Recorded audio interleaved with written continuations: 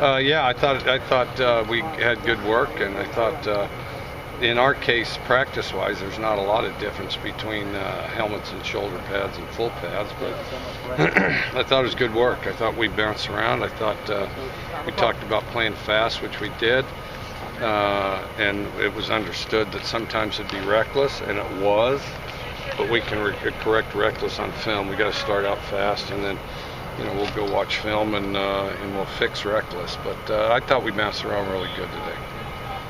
Ricky Galvin is catching a lot of passes. Has he been moved to receiver, or is he just working out with them? Well, a little of both. I mean, we're looking at him there. He's got really good ball skills, and always has, and cuts really well. And then and we got several running backs taking off that don't necessarily have the versatility that he has. And and the thought is to figure out a way to get as much talent on the field as we can. So we have to look at it and evaluate it. Is he a guy you could see line up in the slot? Is that oh possible? yeah, I saw him today. Yeah. What did you think so far? Thought he's pretty good. Part of it's just he's getting comfortable with the plays, but he's a pretty quick learner. So. Do you have a timetable to name a starting quarterback? I know Jeff's been running with ones. No, I mean, we talk about it and look at it and evaluate it every day, but I don't have a specific time. Do you thoughts on how Connor's looked through the first? Plays look good. Throws the ball really good. Part of it is just getting a bunch of reps in Connor. What was the reason behind moving Ramel Dockery to defensive back? Fast, has great hips, and again, get as much ability on the field. And we got some guys, and part of it is because they've been here longer. That are just ahead of him receiver-wise, as far as the knowledge base of things. But then, his speed and his hips, I think we can manifest it sooner out there at corner. And then also, we have less bodies there too, so that, it's not as long a line.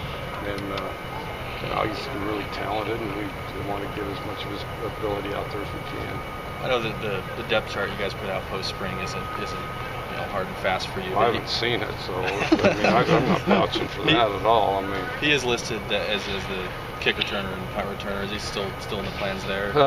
Don't know. You'd have to ask Coach Russell. He'd know specifically. He looks at them every day. I don't know what the latest on that is. How's the defensive line look to you so far?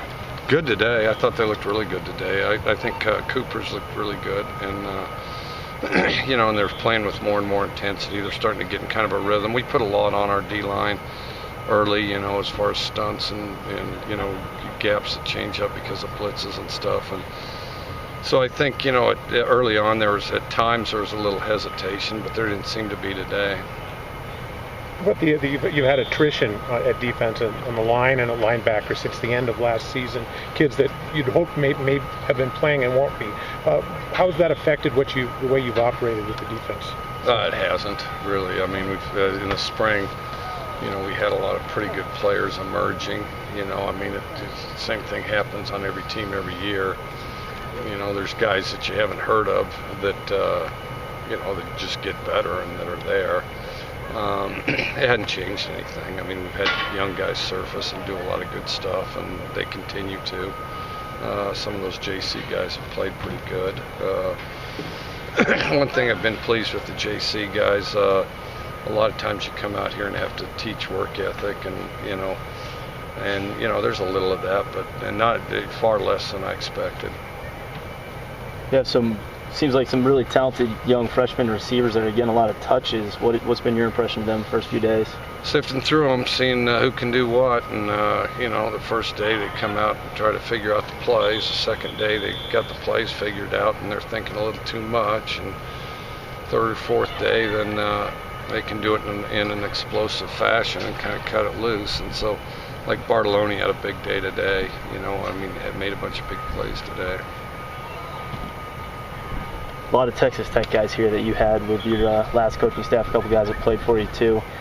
Why bring back so many of these guys to Pullman with you? Because I've coached with them. I know what they can do. I know they're good coaches, and they know what we want and expect out of our team. And this is the best coaching staff I've had. So. I think with the defense that one of your most successful teams at Texas Tech. You guys averaged over 40 points a game, still gave up like 4 touchdowns a game.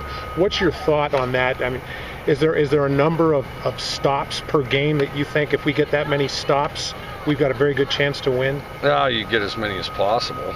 You know, I mean, if you get more than that stops, you still just try to score points. If you get less than those stops, you still try to score points. You know, my better teams, our defenses were 3rd or 4th in the conference behind, you know, Oklahoma, Nebraska, and Texas, and I'd say most of the rest of the country was behind them too. So to be in that company, I thought was pretty good.